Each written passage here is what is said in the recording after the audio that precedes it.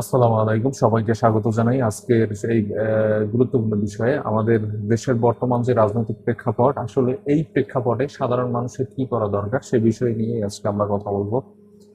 সামনে আমাদের যে ভয়াবহ পরিস্থিতি আসতেছে, সাধারণ মানুষের উচিত এখনই অর্থ সেভ করে রাখা।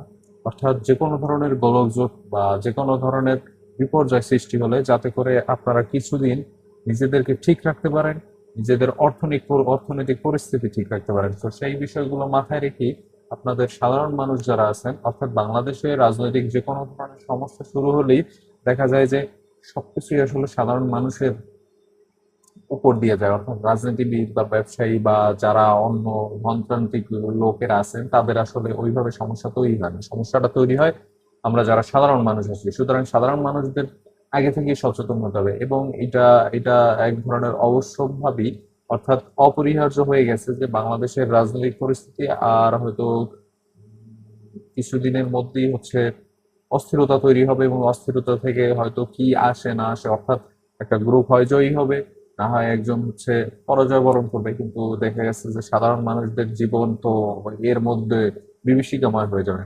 সুতরাং সাধারণ মানুষদের উচিত আরো রাজনৈতিক সচেতন হওয়া এবং নিজেদেরকে অর্থনৈতিকভাবে স্বাবলম্বী করে এবং অন্তত কিছুদিন যাতে সুন্দরভাবে চলা যায় সেই বিষয়ের দিকে খেয়াল রাখা।